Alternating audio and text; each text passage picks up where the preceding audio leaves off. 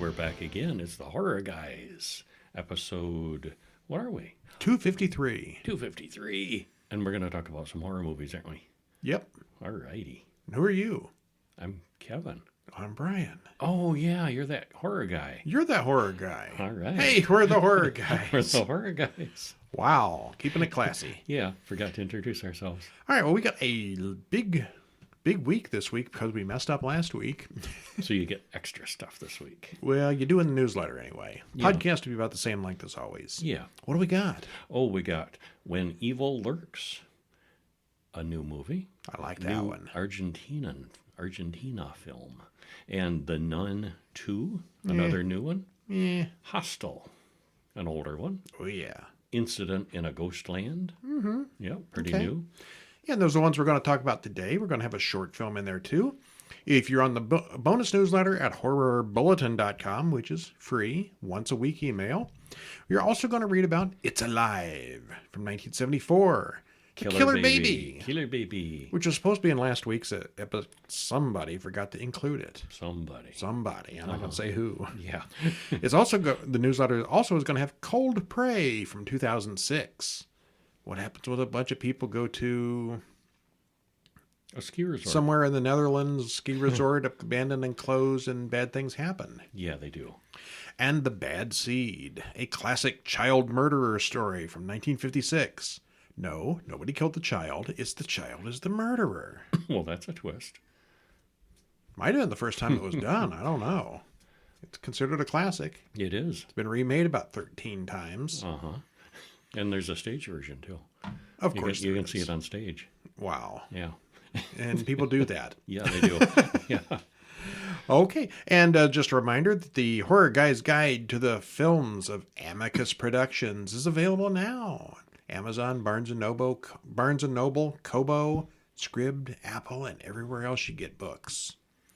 And Somebody's working on a Karloff book. the Horror Guy's Guide to the Horror Films of Boris Karloff should be due out within the next week or two. Depending on how fast horror guy Kevin gets his second proofing done on it. It's off at the editor now. Yes. Hey, hello, Ed. Hello.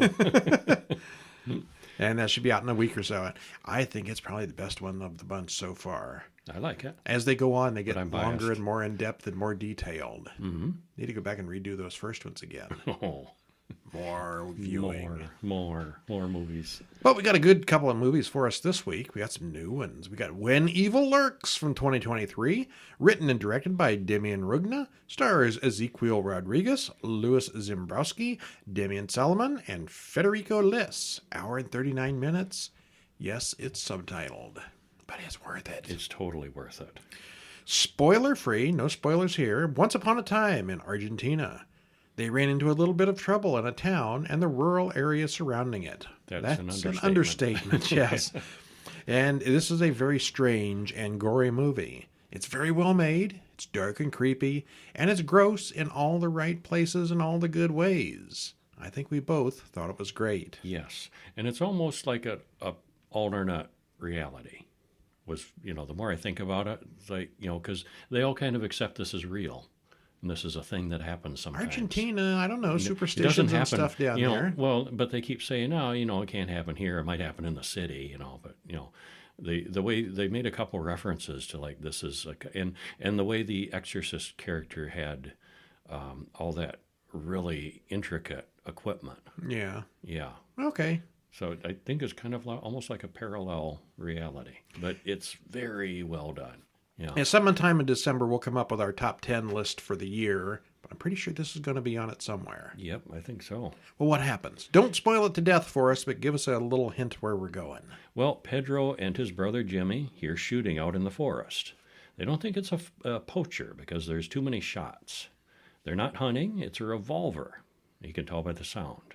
Well, as the sun comes up and the credits roll, the two go out to look around their land and the surrounding area. The dogs lead them to a man who's been torn in half. They find his lower half. It could be a puma. No, it It's wasn't not a a puma. puma. No. And they also find parts of some kind of machine that's all bashed up. Well, they're on Ruiz's land now, so they go tell to him about the body. But Ruiz doesn't like them. I get the feeling he's a landlord or something. Yeah, yeah. Well, he's a big time farmer, and they're poor people. So instead, well, they go to see Maria Elena Gomez, where the dead man was heading. And the old woman says they were waiting for the man to come and kill Uriel, their son. What? What? Well, Pedro and Jimmy go inside to see Uriel. He is a diseased, rotten, bloated mess, but he's not dead. The old woman said prayers didn't help. The other boy says they had reported Uriel's condition a year ago. You can smell this guy right through the TV. Oh, yeah, he's in bad condition. Yeah. Well, the two men go to the police, who think that he's drunk. Pedro wants to call the mayor. Well, the cleaner, that was the guy that got torn in half, apparently, that the sheriff called, he was on their way, the sheriff knew about it. He called the cleaner. But it took him a year to get around to it, yeah. Well, the cleaner is essentially an exorcist, so it's kind of a matter of possession. But the police still laugh at the whole thing. Well, they try going to see Ruiz next, and he has no problem believing them. Ruiz says all 4 of his dogs ran off last month since the rotten makes animals crazy. And they all talk about this going viral. They don't want that to happen. Well, that night, Ruiz goes to the old woman's house with his gun and sees Uriel for himself. You don't kill evil like that. It'll only get worse, she begs. And it's made clear numerous times in the movies that if you shoot it with a gun, that's the worst thing you can do. Yeah, that makes everything worse. I guess knives and axes and stuff are probably okay, but guns are no-no. Well, Uriel wants to be shot and begs for it. He even threatens Ruiz's unborn child. Well, in the morning, he's still there. Ruiz's wife brings Pedro and Jimmy to see what happened, and Ruiz admits that he couldn't do it. And he knows that it will only make it worse, so the 3 men decide to carry the guy away. And they all know that's a really bad idea. Everybody says, anyway. Don't do it, don't do it, don't do move it. the body, but they do it anyway. And that is just gross, because he is wet and he's leaking. And yeah. Well, the 3 drag him outside all the way to Ruiz's truck. They drive hundreds of kilometers away. And then they get to the spot where they're going to dump him. They go and look in the back, and he's gone. We should probably stop there. Where did he go? Yeah, where did he go? Is that the end of the story? He didn't look like he was in the condition to walk off. The beginning of the story. Yeah, and things just go downhill from there. Yeah, this one is just all kinds of messed up. Yes, it is. It's not exactly a zombie movie, but it kind of plays out like one. It's more of a crazy demon virus thing. Mm-hmm. It's a weird situation with a demon possession system that we hadn't seen before, but it all seems realistic and feels like it may have come from some kind of real legend somewhere. Feels like there's a backstory here. It's very good, weird and unusual, but excellent. Yes, one of the best. And I've read some reviews online where people say this such and such scene came out of nowhere, and no, these scenes didn't really come out of nowhere. Some of these scenes were telegraphed pretty good. Yeah, some of them you could see coming. But then when the obvious thing happens, it's a lot more intense than you expect. Shocking. Yeah, it's still shocking. Yeah, some of the stuff. They're not gonna. Oh, they did. Whoa, they did. Yeah. Okay, and then the one that they shouldn't have is The Nun II from 2023. Yeah. Directed by Michael Chavez, written by Ian Goldberg, Richard Nang, and Akilah Cooper. Stars Tessa Farmiga, Jonas Blockett, Storm Reed, and Anna Popplewell. Hour and 50 minutes. It's a good 1-hour movie stretched into 2 hours. It is milked out, yeah. There is a trailer in the show notes. Without spoiling it, what happens? Well, the 2 surviving main characters are back, and as the title hints, the demon nun is also back. She's not as obliterated as they thought from the first movie. It's very consistent with the look and the feel of the first one. And, the cast and the effects are all good. It's, just one of those that, is good. It's more of the same. It's fine. Yeah, basically that. If you liked or disliked the first one, you'll probably like or dislike this one. Yeah. I think it's very consistent. And, all around the same feel and everything, but more adventures of them and the nun. Yeah, we reviewed this, I want to say episode 2 or episode 3. It was very early when we got started, when we watched the first one back in 2018. Mm-hmm.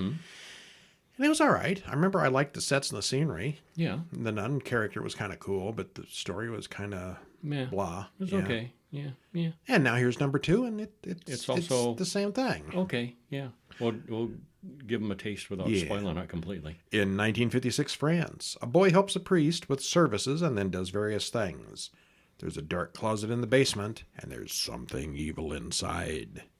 The boy gets the priest, and they investigate. When the holy water starts boiling, they know there's trouble. That's usually a bad sign, I think. Yeah. I'm no expert, but if the holy water starts to boil. Then you make tea. Oh, yeah. It's the holy tea. Right.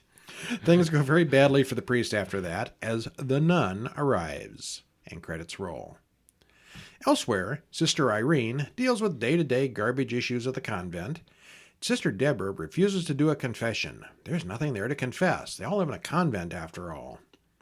Well, there's a story going around about a demon who lived under an abbey and looked like one of them. The Vatican then sent in a pair of demon hunters who used an ancient relic to defeat the demon. Sister Irene sits in the back listening, quieting, knowing that she was there in that first film. Yeah, and this is kind of darkly humorous. They're all sitting around peeling potatoes in the kitchen, and this wise old nun, she's telling it like it's a campfire Like ghost a ghost story, yeah. And it's close, but it's not exact. And Sister Irene is just kind of off in the background, not looking, but thinking, yeah, that was me she's talking about. Yeah. Well, we cut to Sophie, who's talking to Maurice, the caretaker of the school. He was known as Frenchie in the first film. A girl delivers food to the school and runs into the nun, who kills her. Sister Irene dreams of Maurice, who turns into a fanged monster before she wakes up.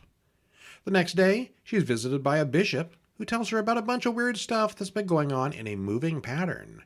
They think the demon is continuing its rampage, and Father Burke from the previous film has died of cholera. And so she's the only one left that knows what's going on. And she's reluctant, but he's pretty insistent, like she's the only one with the experience with this. So. And then Sister Deborah hops on the train to assist her friend, but she doubts her own faith, so she may not be that useful. Road trip.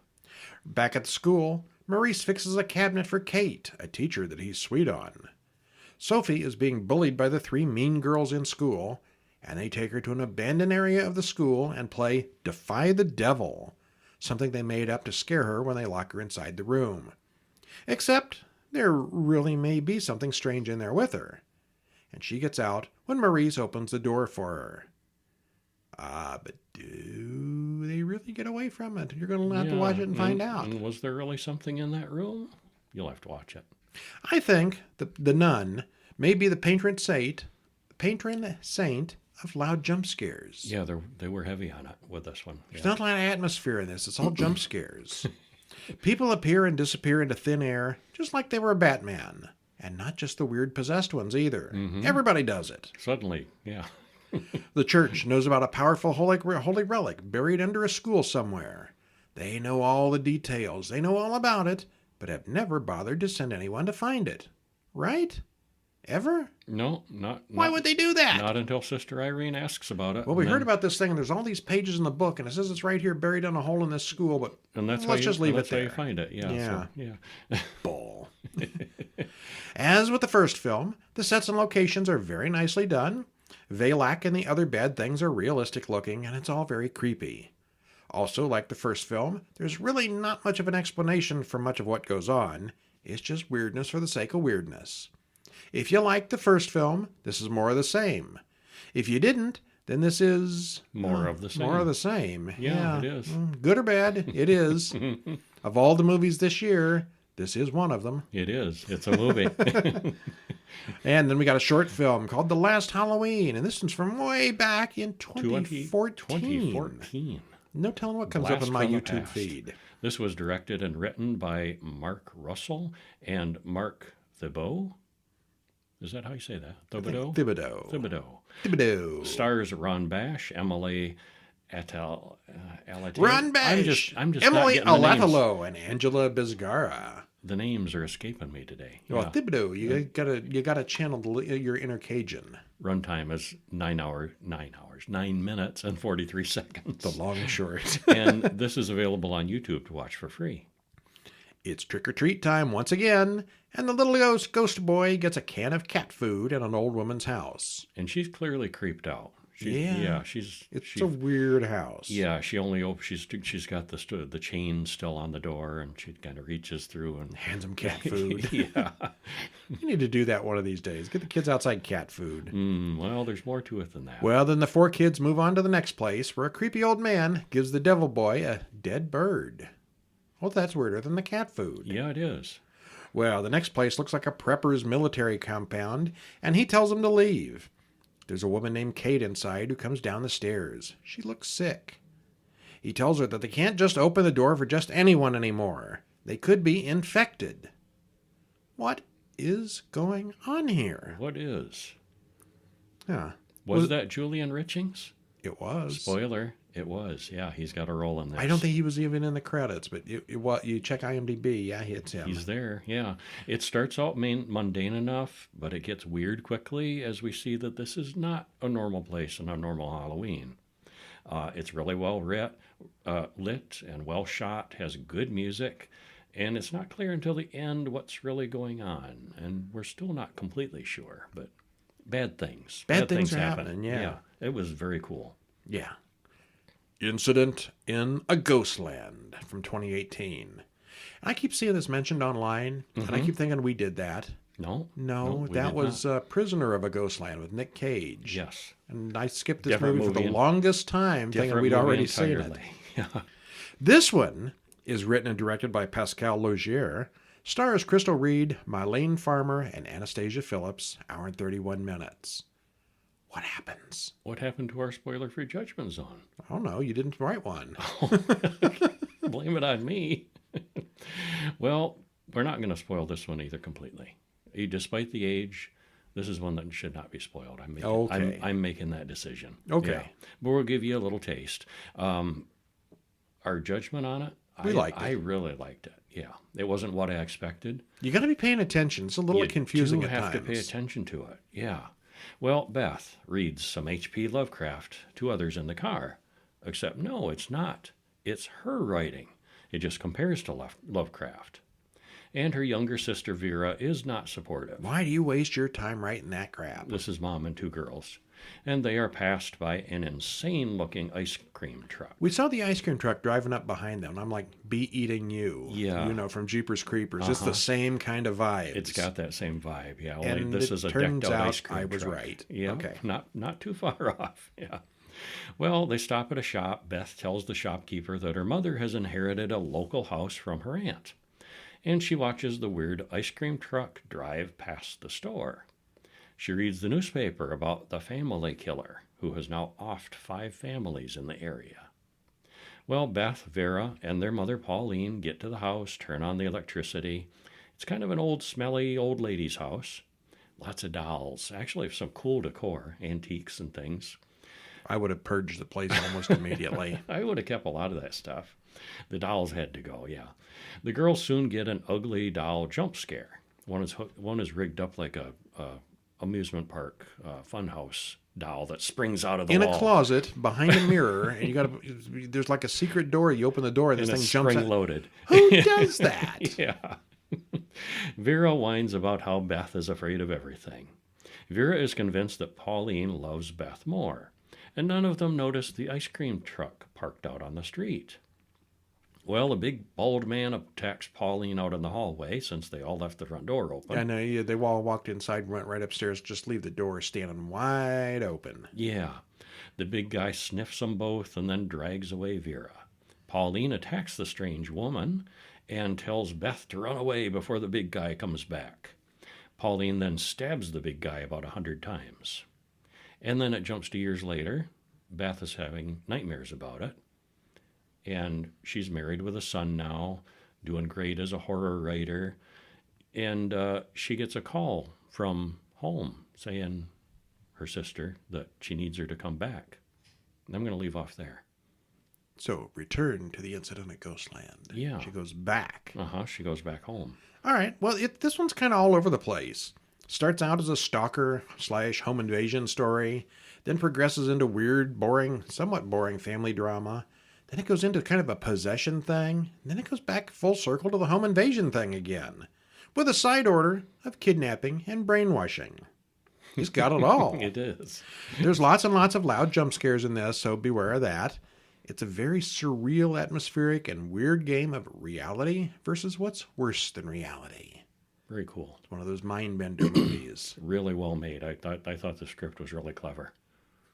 And that takes us to Hostel, 2005. Eli Roth's work. Yeah, written and directed by him. Stars Jay Hernandez, Derek Richardson, and Athor Gudjonsson. Hour and 34 minutes. Spoiler-free, what happens? The situation is realistic, except for the idea that so many people could keep that thing a secret. It's a big project and a big operation, and they keep it a complete secret. So, I mean, there's a lot of people in on it. So that's a lot of people that have to keep their mouths shut. And, yeah. All the bad people are in on it everywhere. Oh, yeah. Well, the acting and direction are very good. The effects are brutal and visceral. If you don't mind a lot of blood and pain in your horror movies, this one's for you. If you don't mind a lot of blood and pain. It's a torture movie. It's a torture movie. Yeah, there's a lot of that. Three friends, Paxton, Josh, and Ollie, leave a hotel in Amsterdam. They talk about museums, but they really just came to Europe to get high. They soon find out how easy that is. There's a fight at the club, and the three are soon thrown out. They go to a brothel next, and Josh is pretty uncomfortable with that, but he makes do. They do have a lot of fun, but they return to the hostel after curfew, and they can't get inside. Help, let us in. Well, they can't get in, so they stop at Alex's place, and he says he knows where to get the best girls. He has photos that he uses like a catalog. He has the best girls and some stories to go with them. The Slovak girls in that place go crazy for Americans, and he tells them exactly where to find the place. They are sold. The story is irresistible, and they all plan to go there. Well, they get on a train and talk to a Dutch businessman who knows the place that they're going. You can do anything to the girls there, he says. He's pretty creepy. The strange man then eats a meaty salad with his fingers, and it makes a whole big thing out of being a hands-on meat eater. Finger. Well, they get off the train in a fairly desolate area in Slovakia and take a cab to town. It's a very scenic place, and the three make their way to the hostel, which is huge and nice.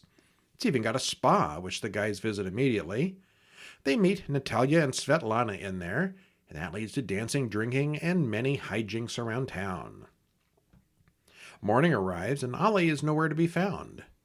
John and Paxton check on him at the desk, but Ollie checked out earlier this morning. Ollie doesn't answer his cell. Kana, another visitor there, runs up with a photo of her friend and Ollie. They seem to have run off together. Paxton doesn't believe it. No, it seems fishy. But what are they going to do? Yeah. He won't answer his phone. Yeah, and neither does her friend. Yeah. A bunch of kids jump out and demand bubble gum. These are a bunch of weird kids, the bubble gum gang. Mm-hmm. While two guys spot Ollie on the street and follow him into the torture museum, it turns out it wasn't Ollie. It was just someone wearing what looked like Ollie's jacket. We then cut to Ollie's head sitting on a table as a man in a real torture chamber whistles as he goes into a room with a screaming girl and cuts her toe off. Was that Kana's friend? I think it was. Yeah, it was. Mm-hmm. Josh, Paxton, and the two girls go out partying, but Josh starts feeling sick and goes back to the hostel to sleep. Whatever it is takes longer to kick in for Paxton, and he ends up passing out too, but in a locked storage room at the club. Yeah, he's trying to find the bathroom, goes in the wrong room by mistake. Luckily, gets locked in. We cut to Josh, who's now cuffed to a chair with something over his head so he can only see out of one eye. He sees a, quote, surgeon come in wearing scrubs and a mask. The man pulls off the hood, and Josh gets a real look at where he is. He is handcuffed to a chair, and the surgeon has a drill. Bzzz. The surgeon uses the drill on Josh. We see that it's the salad-eating businessman from the train. I always wanted to be a surgeon. He toys with Josh, telling him he can go, but he doesn't mean it. When Josh offers him money, the man says, "No, I am the one paying them." It goes poorly for him. Yeah. Yeah. Paxton wakes up in the morning, he's locked in his little room somewhere by accident, Yeah. and goes back to the hostel, and the clerk says he checked out this morning. Paxton says it must be a mistake. His room has two girls in it who invite him to the spa, almost exactly word for word what happened the previous day with Natalia and Svetlana. It's like they have a script that they're following Yeah, for these new people, and they don't recognize him. because they weren't there yesterday. It's round 2. Mm-hmm. Well, the Bubblegum kids eventually steal Paxton's phone. That was convenient. Yes. Paxton tracks down the 2 girls that he knows, but they say that Josh is with Ollie now. Well, that's true enough. Yeah, it is, technically. The girls say that the missing guys went to an art show, and Paxton insists on going there to meet them. They drive to what appears to be a very old factory. There are a bunch of cars in the lot, and the drivers all seem to know one another. The man at the door says admission is free for Paxton. Natalia leads Paxton inside, and we hear the surgeon whistling as he dissects what's left of Josh. Paxton soon sees everything, but he's grabbed from behind and dragged away. Wait, this isn't an art show? It kinda is. Well, yeah. As he's dragged down the hallway, we see all manner of torture going on inside those rooms. Looks like a busy place. Yeah, it does. Paxton is changed to a chair as guards verify that he's an American. A German man who seems very nervous comes in as he pulls out a great big pair of scissors. Paxton talks German to the guy, so the man puts a gag in his mouth to shut him up. That's when the guy starts up a chainsaw. Uh-oh. Yeah. Paxton vomits in terror, and the man cuts off a few of Paxton's fingers. The man then slips in the puke and cuts his own leg off with the chainsaw. He's not very good at this. No, he isn't. Paxton then slips out of the handcuffs because half his hand is missing, and he gets loose in time to shoot the man before he can call for help. That was convenient. It was. Paxton then shoots the guard and unlocks the rest of his cuffs. He opens another room and hides in a cart under a dead body. Someone grabs the cart and wheels it into an elevator. The man then takes the bodies to a chop shop where they cut up all the pieces for disposal. No waste. Paxton knocks the man out and gets back into the elevator. He winds up in a dressing room where he steals clean clothes and gloves to hide his missing fingers. He finds a business card, Elite Hunting, with some pretty high prices written on the back. An American tourist comes in and wants to know what it's like. Paxton says it was good. The man has paid a small fortune to kill someone, but he's not quite sure how it all works. And he's very excited about it. Yeah, he is. Yeah. Paxton leaves this place and goes outside where all the drivers are. He hears a woman screaming inside and then goes back inside. It's the American who is blowtorching Kanna's eye out. Paxton shoots the guy, but Kanna's eye hangs by a thread. He helps her, I guess it's helping, by cutting it off with scissors. I guess. Cut your dangling eyeball off. Well, she does stop screaming, and, she's better after that. Yeah, okay. It doesn't look like the best solution, but maybe it is. And of course, it oozes orange pus and a big gusher when he snips it off. Yeah, it's gross. Got your eye. Yeah. Anyway, now the two of them work their way back outside. They steal a car and drive off. On the road, he sees Svetlana, Natalia, and Alex talking together on the street, and he runs over all of them. That was satisfying. Then all the little bubblegum kids surround the car, and he buys their help with a bag of candy to slow down the pursuers. They are vicious little bastards. The kids, I mean. Mm-hmm. They know how to use rocks. There's so many of them. Yeah. The police have a checkpoint on the road, and they don't look friendly. Paxton and Kanna run off by foot to the train station, where Kanna sees her face in the mirror and then jumps in front of a train on purpose. She wasn't that bad. No. It could have been fixed. It could have been, yeah. Paxton uses the distraction to hop aboard a train going the other way. Paxton then overhears the Dutch businessman, the one who killed Josh, a few seats behind him, giving the same speech with the meat-eating business that he made to his friends on the way into town. When this man gets off, Paxton follows him into the restroom and locks the door. Paxton then cuts off two of the man's fingers, almost drowns him in the toilet, and then cuts his throat. He then gets on another train before anyone finds the body. So he gets away. The end. Yeah, the end. Happily ever after, I guess. Well, yeah, until the next movie. Yeah. What happens then? Well, we'll find out in a week or two. Yeah. All the travel stuff in the beginning does seem very realistic and believable. Actually, that hostel looks like a pretty nice place to be. Really nice. It's all well shot and looks really good. All the acting is flawless from all the characters. Kevin pointed out that the only thing in the film that isn't believable is that so many people could keep this a secret. There's so many in on it. And that American business guy, I mean, he was just such a dink. And he's going to tell everybody. So over the top, he's not going to keep his mouth shut. I mean, he didn't look like the kind that would. Walks into a room at work and it's like, hey, anybody kill anybody this week over the weekend? Yeah, this guy did. I had an awesome time in Europe. All the bad guys dress identically, so they're easy to spot. It's like, let's get you some cartoon character uniforms. There's lots of gore and torture here, although some of it is just off screen. Still, if you're into this kind of film, it is a good one. It was really well made, yeah. Yeah. Eli Roth does good work. Yeah. Yeah. And here's a hint, we watched the second and third one too, but we'll save those for another time. Yeah, we'll talk about them another time. Over on the newsletter, horrorbulletin.com, where you can sign up for free to get 6 or 7 sometimes reviews in your email. We did all those with spoilers, so you can read all that stuff. And also, It's Alive from 1974.